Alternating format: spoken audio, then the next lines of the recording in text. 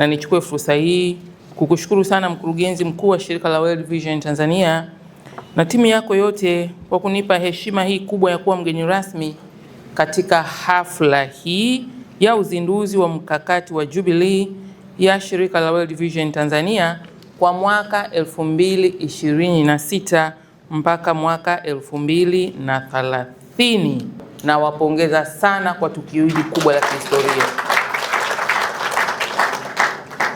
Kwa dhamana niliyopewa ya usajili na usimamizi wa mashirika yasiyo ya kiserikali likiwemo shirika letu hili la World Vision Tanzania, natambua sana mchango mkubwa unaotolewa na mashirika haya yasiyo ya kiserikali hapa Tanzania katika kusukuma maendeleo na ustawi wa jamii.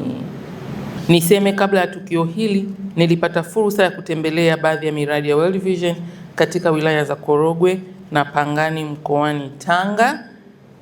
Na mfano katika wilaya ya Korogwe nimejionea kazi nzuri kubwa sana inayofanywa na shirika hili katika kuwezesha kwa uchache yafuatayo: vikundi vya wanawake na vijana vinavyojishughulisha na uzalishaji mali na biashara ndogo ndogo ambavyo vina lengo la kuimarisha kipato na ustahimilivu wa kiuchumi katika kaya.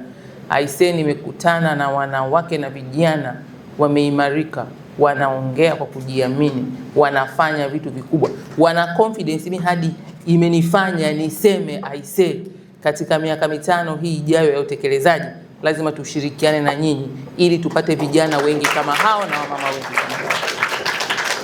Katika kipindi cha miaka miwili, yaani 2024 hadi Januari 2026, mmeweza kutumia zaidi ya shilingi bilioni 3.5 za Kitanzania kwa kuwafikia walengwa zaidi ya 15,000. Hizo ni wilaya 2 tu katika wilaya za mradi 4 za mkoa wa Tanga.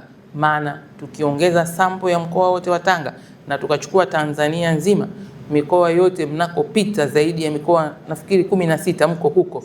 Hizi hela ni nyingi sana.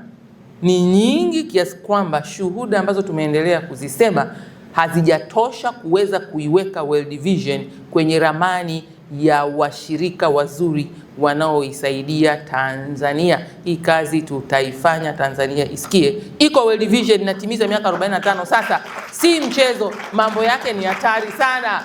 God bless World Vision, Mungu ibariki mkakati wa Jubilee wa World Vision, mfuko wa mtoto kwanza na mpango wa maji na usafi vinatupa jukwaa la kuungana na kuchangia kikamilifu maendeleo ya taifa kwa umoja wetu. Kwa niaba ya serikali, napenda kutoa wito kwa wadau wote kokote walipo wa aina zao mbalimbali kushiriki kuchangia jitihada hizi katika kuimarisha ustawi wa maendeleo ya jamii kwa ujumla kwa namna mtakavyoona inafaa. Kwa pamoja tunaweza kujenga Tanzania ambapo kila mtoto anakuwa na afya njema, analindwa dhidi ya ukatili, anakuwa na mazingira bora ya kujifunza na anastawi katika familia yenye upendo na hofu ya Mungu. Hivyo, asanteni sana World Vision kwa dhamira yenu ya mfano ulio imara utakaodumu vizazi na vizazi. Na wapigia makofi tena jamani.